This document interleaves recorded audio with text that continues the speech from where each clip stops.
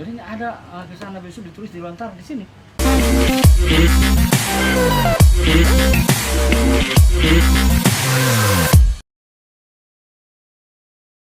Safari Literasi Duta Baca Indonesia sekarang sedang berada di Banyuwangi.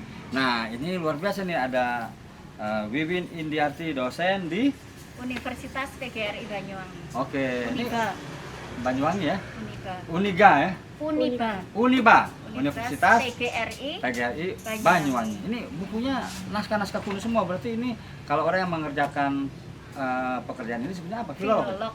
Filolog. Jadi ingat saya dulu sekolah di sastra Indonesia. Iya, sastra Indonesia Iya. masih ada. Iya, filologi. Iya. Wah, ini kok bisa ya, Mbak? Bagaimana sejarahnya, Mbak? Coba ceritakan. Sejarahnya, jadi pada mulanya adalah di Banyuwangi itu ada Aliansi Masyarakat Adat Nusantara, Osing, karena di sini ada masyarakat adat Osing. Osing Oke. tuh nggak mau ya disebut bahasa Jawa ya. Ya. Punya bahasa sendiri. Ya. Oke, nah kemudian 2015 Aman Osing, PD Aman Osing lahir di Banyuwangi. 2016 kami diamanahi oleh PB Aman Pusat untuk mulai merintis pembentukan sekolah adat. Nah, sudah berkumpul induk dan sayap-sayap organisasi sayapnya, Perempuan Aman, PD Aman Osing, Barisan Pemuda Adat Nusantara, untuk membicarakan tentang sekolah adat. Tetapi karena satu dan lain hal, akhirnya sekolah adat belum jadi terbentuk. Nah, Terus? tapi saya pikir sebagai dosen saya kan punya kesempatan untuk setiap tahun mengajukan proposal nih ke Dikti. Ya. Proposal penelitian maupun pengabdian. Asal dipandang bagus, pasti akan didanai. Nah, kemudian dari situ saya mikir, kan saya bisa sambil nyicil bahan untuk sekolah adat.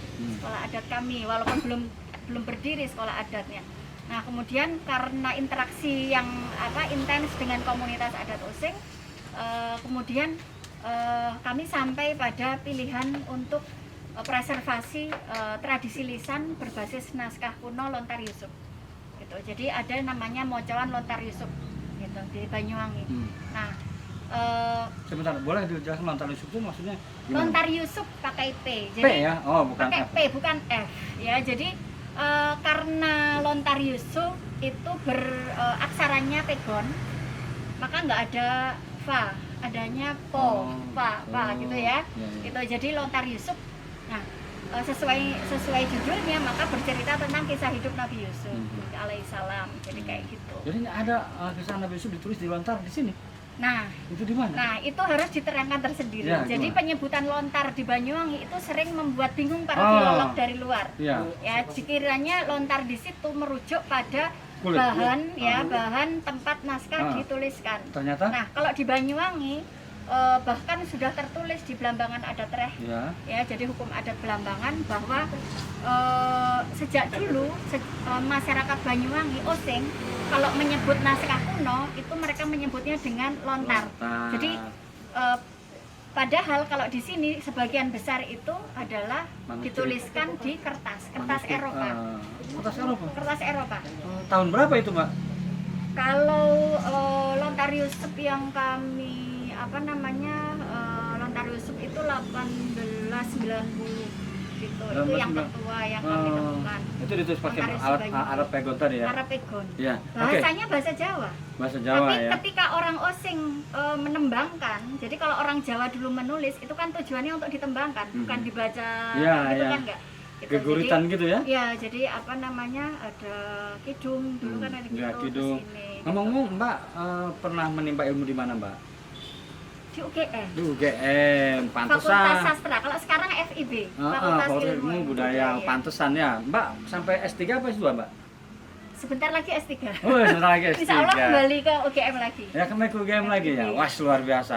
Ini legasi ya, warisan nih, warisan ya, dari. cultural legacy. Emang orang-orang sini, Mbak? Osing. Osing. Ada darah Maduranya seperti 16. Osing Madura. Memang banyak Madura ini. Luar biasa ini.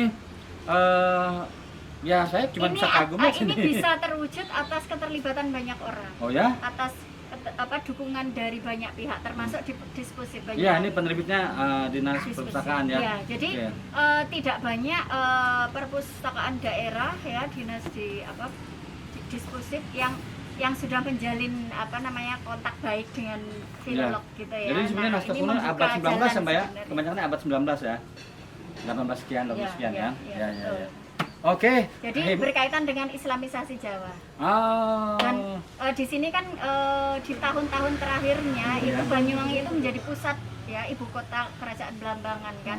Nah, maka apa namanya Islamisasi Blambangan karena kerajaan Hindu terakhir di Jawa itu Blambangan. Hampir sama dengan Banten, Timur Barat. Ya. Nah, Islamisasi juga di kerajaan Hindu di Terus sana. kenapa tradisi lisannya ini harus diteruskan gitu? Karena ternyata ketika living traditionnya yang berbasis naskah itu hilang, maka naskahnya hilang juga. Yang Ini paling Mbak baik dapatnya di mana ngambil? dari perpusnya UI di Cilip. Oh, ada yang dari luar nggak? Leiden atau? Sebenarnya gini ya kan ada dari situ. Kemudian kami kan cari pembanding naskah-naskah Sri Tanjung yang lain. Sebenarnya kami sempat menghubungi salah satu filolog yang orang Indonesia yang mengajar di Leiden. Tapi beliau tidak membalas. Oh. Ya nggak apa-apa lah gitu. Kemudian kami bergerak dengan yang ada.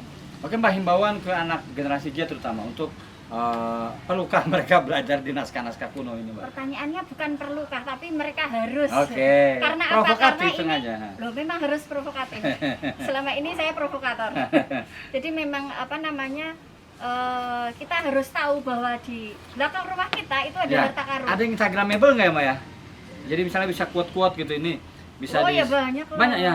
Di sini Sida paksa berkata, pelan ia berujar. Ini saya rasa Mbak harus mengunggah ini ke Instagram ya dengan meme itu, barangkali nanti sumbernya disebutkan di sini. Makanya kami bikin namanya komunitas Moco Lontar Yusuf Milenial. Jadi mulai 2018 sudah ada kelompok anak muda yang melanjutkan tradisi.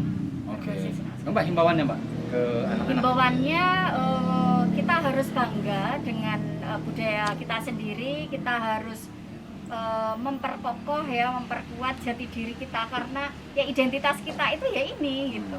Ya kalau kita secara nasional kita semboyan kita Bhinneka Tunggal Ika. Nah sebenarnya yang seperti ini membuat kita karena ini dari local culture gitu ya. Nah itu membangun kebinekaan. Ya, Jadi gitu. biarkanlah tetap warna-warni, jangan dibikin seragam. Cuma kalau genuine ya ini satu lagi pertanyaan terakhir deh. Ini sebetulnya siapa ya yang menyusun naskah kuno? Ada orangnya nggak? Seringnya anonim. Anonim semuanya. Iya, Ya. mereka sangat rendah hati. Ya. Kalau kurang tambahin, Iya. kalau masih jelek Tapi Mbak bisa sempurnakan. melacak nggak ini juru kawinnya misalnya pada saat raja siapa? Kalau misalnya Lontar Yusuf Banyuwangi berdasarkan penelitian dari Prof Titik Wijastuti UI Ya. itu babonnya induk ya induk yang untuk nyalin itu adalah Carita Yusuf di Cirebon. Oh, Cirebon. Iya. Mereka berarti ini Kalau orang-orang untuk yang kiai-kiai yang belajar ke sana ya. Bisa Bisa jadi ya, santri-santri ya. Iya. Oke, Safari Literasi Duta Baca Indonesia melaporkan dari Banyuwangi bersama Wiwin Indiarti, filolog. Saya sebut filolog Banyuwangi boleh? Jangan. Pengabdi budaya Osing gitu saja. Pengabdi saja. budaya Osing. Oke. Salam literasi Salam untuk literasi. kesejahteraan dan kebahagiaan.